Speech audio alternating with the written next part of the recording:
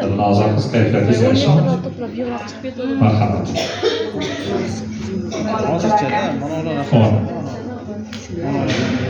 Sadulla Siyoyev. Bir daqiqa vaqt ketdi. Vaqtimiz tugadi. Marhamat, 2 daqiqa ketdi Dilnoza. Sadulla Siyoyev 1996 yilda Qarnoq qishlog'ida tug'ilgan. Qarnoqdagi o'rta maktabni tugatgandan so'ng O'rta Osiyo davlat universitetida o'qigan. Toshkent Respublika radiosida faoliyat yuritgan. O'zbekiston Respublikasi Yozuvchilar uyushmasining adabiyot bo'limi boshlig'i lavozimida ham faoliyat yuritgan. Ijodiga to'xtaladigan bo'lsak, u erkaklar uchun ertaklar, uyimizga mehmon keldi, oy borib omon keling, og'ir vaznli janjalkash, undan tashqari avaz, Yasabini so'nggi safari singari, Dashti quchoqlovchini singari, tarixiy asarlar ham yozgan. Avaz romanida u mashhur shoir Avaz O'tarni hayoti ijodini tasvirlab bergan bo'lsa, Yasabini so'nggi safari va safari asarida mashhur shu bobomiz Ahmad Yasaviy hayoti haqida ma'lumot beradi.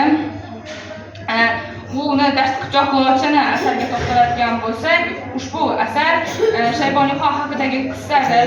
Ushbu asarda biz Shayboniyxon tarixida juda ham ko'p janglar qilgan bo'lsa-da, u janglarini emas, u bosib olgan shaharlardagi islohotlarni ko'rishimiz mumkin. Masalan, uni yaxshi ishlarga to'xtaladigan bo'lsak, u devon ishlarini turkiy tilda qilib qo'ygan. U davlat ishlari bilan birga yana shoirlik bilan shug'ullangan. Bo'sh vaqtlarida shoirlar, olimlarni yig'ib, majlislar o'tkazgan.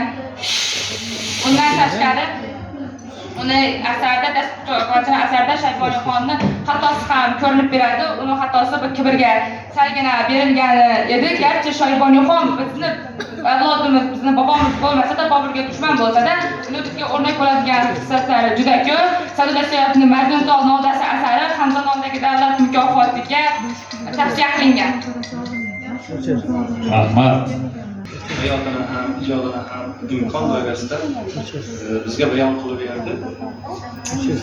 Bu baholarni e'lon qilishdan oldin bitta gapim bor. Bu nafaqat sizga, barcha kitobxonlarga, barcha kitob o'qiydiganlarga taalluqli bo'lgan. Bizning kitobxonlarda Pirimqul Qodirovning Yulduzi tunlar o'sha Bobur romani orqali qotib qolgan bir tushuncha bor. Shayboniyxonning dushmanligi haqidagi. Shayboniyxon Sahroyi O'zbek degan, Bobur bilan urushgan, Samarqand ustida janjallashgan, Bobur oqibatda hijratga ketishga majbur bo'lgan. Lekin bu fikringizni siz yoshsiz o'nglab qo'yishingiz kerak. Siz garchi O'zbek xalqiga dushman bo'lsa-da degan tushunchani tahrir qilishingiz kerak. O'sha bizning millatdan chiqqan ulkan bir shaxsiyat edi degan tushuncha. Dashti quchoq lochinida siz aytgan gap yo'q. Bu yerda Shayboniyxon yomonlagan emas. Uni inson sifatida boshqa bir jihatlarni ochishga harakat qilgan. Va endi biz sizlardan aytmas, chunki bu masalalarni adabiyot olimlar, tarixchi olimlar ko'proq maqola yozib, kitob yozib, ilmiy tarafini bayon qilib berish kerak edi. Badiiy tarafini Sadulla Siyoyev bayon qilib bergan, talqin qilib bergan. O'sha bizning kitobxonlarda qotib qolgan tushunchani o'nglash kerak. U ham bir inson bo'lgan. U yaxshi podsho bo'lgan. Qilgan ishlari juda ko'plari tarixda hali aytilmagan. Shuning uchun hozirgi ahvolingiz, hozirgi holatingiz, javoblaringiz yomon emas, yaxshi. Men 83 bor qo'ydim. 89 82 84 bor. 84 Jami 83 bor.